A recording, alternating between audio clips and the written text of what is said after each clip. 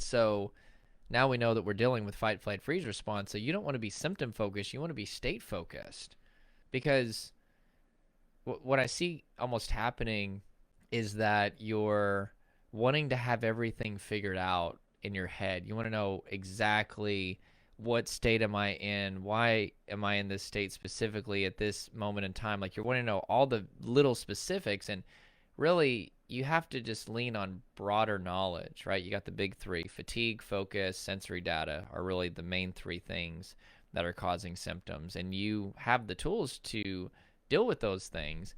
And that's really what you have to focus on, is being state focused and not symptom focused. Because it's like let's say there's a tree, an apple tree, and you're trying to understand exactly how these apples grow, right?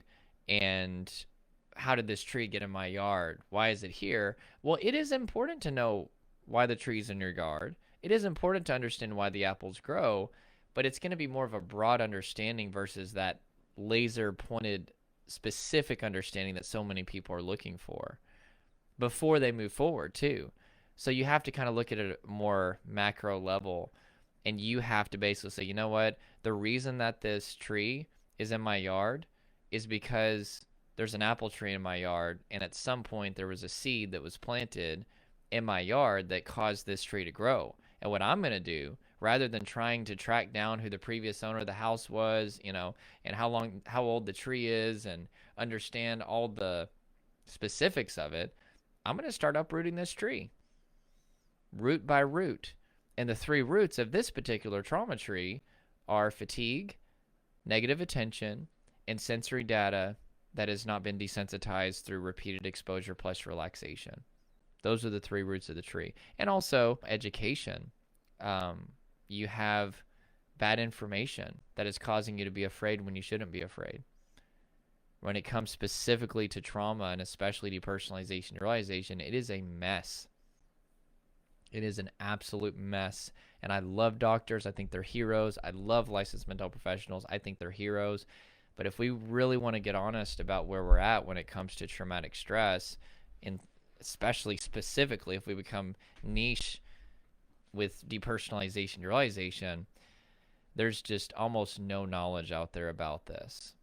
And then you look online, it's the same thing. And it makes people very afraid. So getting a scientific knowledge of what's going on from a scientific perspective is really, really helpful, right? Because there's something in your brain that starts to calm, and your body will calm too whenever you start to realize, oh, okay, or let's say repeated low-level trauma. Oh, you know what? Now that I'm looking back, I see that there was all this stress and all this emotion that was building up and this energy that was building up, and I started to live in my head, and eventually it reached an overwhelm point.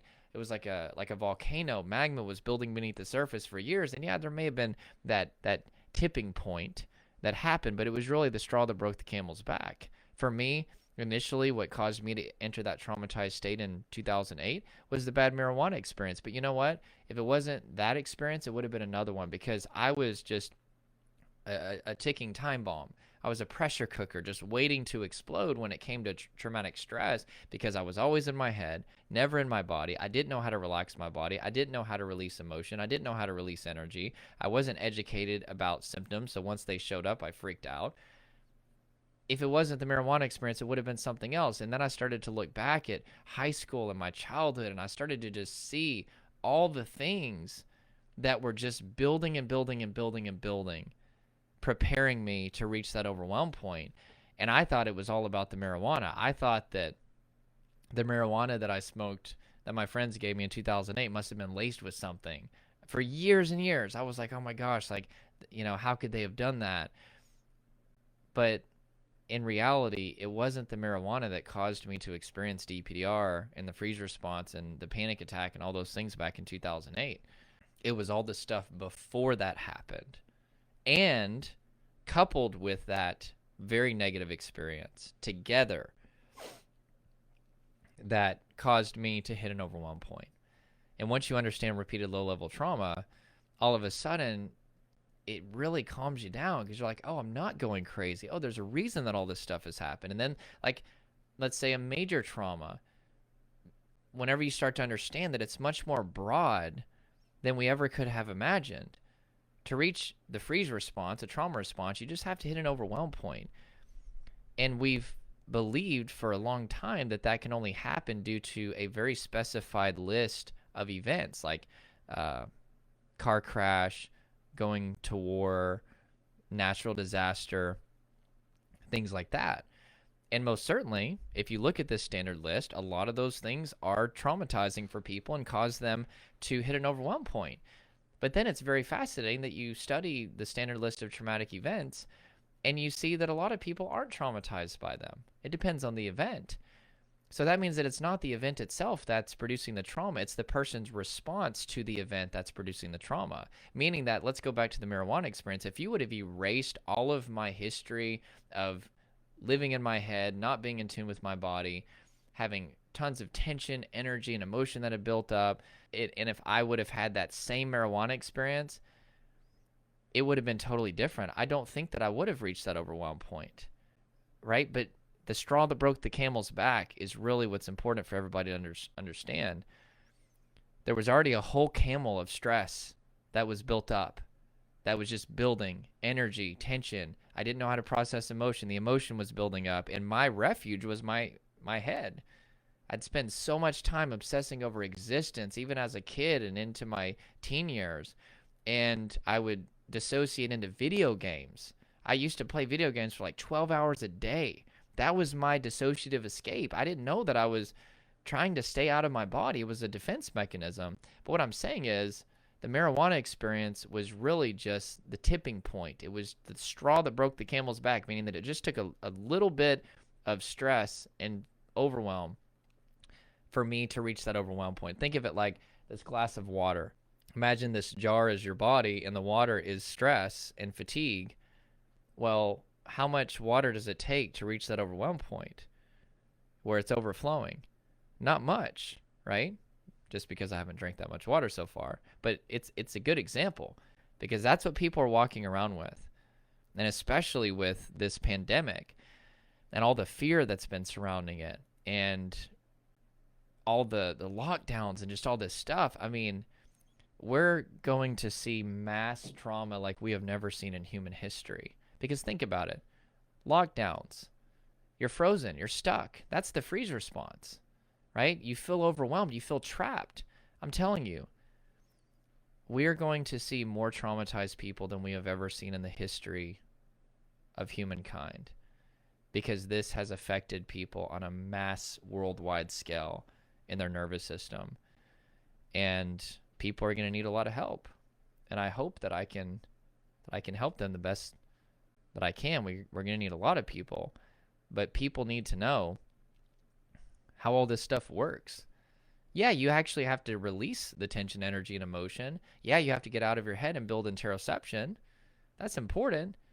You have to put your attention on healthy things, set up boundaries that prevent fatigue, exposure to sensory triggers plus relaxation. Yeah, there's the practical side, but it really all begins with education.